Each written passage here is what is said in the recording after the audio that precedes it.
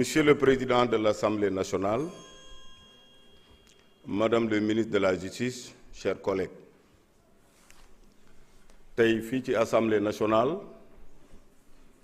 déglu naa kàddu yi ngeen wax yépp yow mi Madame le ministre bindi lettre adressé ko à l'Assemblée nationale ñu lever l'immunité parlementaire Mouhamadou Ngom di Farba ak yi ñu ci wax yépp te ngay jigéen am nga borom kër am nga doom am nga goro bu doon tey sama morom góor moo toogoon sa place bi nga nekk suñu toogee fii ci Assemblée nationale bi dina am lu bari lu ma wax ndax ku ma xool déglu naa ci say kàddu ci say conférence de presse ne feebaruma dara jotuma maa ngi sant yàlla je suis pas mourant deewaguma nag te loolu ci loxo yàlla la ne nit warul yéenee moromam jullit mu feebar beneen bi ci topp yéen a ngi ci programme boo xam ne lever immunité pour mën a poursuivre yi am na ba pare looloo waral démb commission ad hoc am na lu ngeen ci wax mais dafa am lu ngeen ci war a leeral y a des professionnels du droit qui étaient là qui est député lu tax mu s'abstenir dafa xam ne poursuite démarré na ba pare mooy extraire nañ na pavillon spécial le 8 extraire nañ ma pavillon spécial le 10 le 12 ñëw nañu ñu waroon ma yóbbu encore pavillon spécial section de recherche juste sama médecin ñëw ñu bàyyi ma foofu yooyu yëpp ñu def ko déféré nañ ma au niveau du tribunal de grande instance notifié nañ ma garde à vue léegi poursuite bi lan moo ci des du ma homme de droit mais xam ngeen ne poursuite am na ba pare léegi nag xëy na booba dafa fekkoon peut-être ñu xiif Farba Ngom ak levé nañu bu njëkk immunité parlementaire am détourné na 125 milliards détourné 200 milliards détourné nangam lépp ñu jël ko teg ko ci sama kaw man nag ñu ngi may tooñ installation régime bi ba tey dem nañu sama tool avec des gens la police de DIC ñu dajji porte yi dajji oto yi perquisitionné avec Jérôme Bandiaga ñu naan dañ fay ut xaalis ou dañ fay ut arme zéro loolu jotul ki jurul benn retour bi gën a garaaw yónnee nañ ma encore dans les levées ngeen immunité parlementaire dem naa devant le juge 10 mois sans audition wax ngeen ko ñu pare ñu dem audition au fond kan moo mën a imaginer ñu dem auditionner au fond ku ma bokkal dossier nekk co-impliqué moo nga xam ne moom la ñu waxoon ne moo ma jox xaalis ma ànd ak moom di mon frère ami Tahirou Sarr ñu libéré ko par décision du juge moom moo jël décision damay libérer Tahirou Sarr libérer Farba Ngom parce que def naa audition au fond gisuma foofu dara léegi nag ñu naan Tahirou Sarr demal Farba Ngom ñu def appel kan moo def appel c'est le procureur il dépend du ministère public mais yàlla mu ngi fii li ma bën a wax rek ci askan bi bu ma toogee ba ci assemblée nationale détournement deniers publics xaalis bi ci état lay jógee mooy trésor public kaamil alxuraan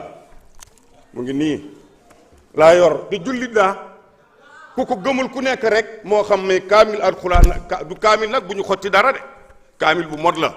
ndax dërëmu état mus na jógee ci trésor public lu dul sama salaire député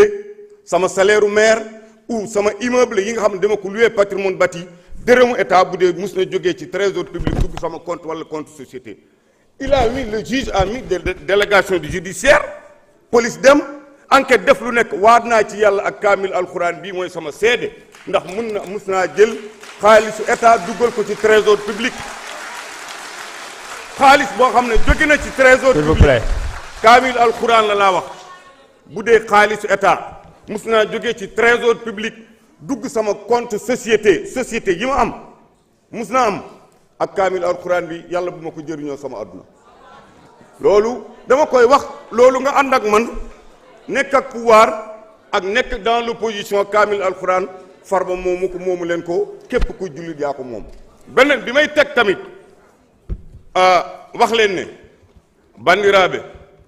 allah jaaraama on jaaraama mais lépp loo xam ne tegoon nañ sama kaw dama ci gërëm justice parce que am na loo xam ne justice liggéey na ko su du woon justice du ma mën a setal sama bopp ci wàllu adduna bi moo tax baal naa ñépp ku ci topp ku ci waxoon ku ci defoon yépp déggal naa leen te yàlla tax te maa ngi ñaan ñépp nañ leen déggal te yàlla tax ndax addunaa demee noonu leneen li ci topp aussi bandiraɓe haalpularen ngande Farba biyaɗo ko mawɗum mboɗo yetti Allah kono mbuɗu ngu laamu jeeyi trésor public kamil alquran mbanmi seede meeɗani naatde compte société mo joguimi ɗum woni ko jinnomi haalde Allah jarama on jarama. Merci beaucoup. Merci beaucoup. Y a-t-il un orateur contre?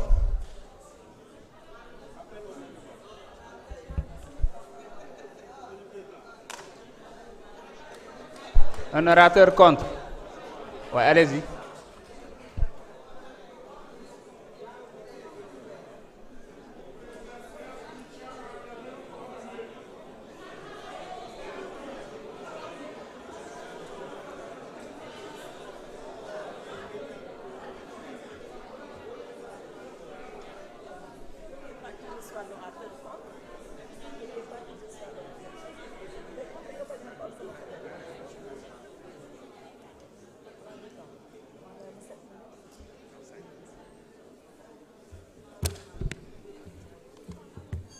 Je vous remercie, Monsieur le Président. Monsieur le Président, Mesdames les ministres, mes chers collègues. Monsieur le Président, il n'est pas contesté que Farba Ngom a fait l'objet d'une fouille. Il n'est pas contesté ici qu'il a été gardé à vue à la gendarmerie nationale. Le procès verbal de garde à vue est ici dans le dossier que vous avez.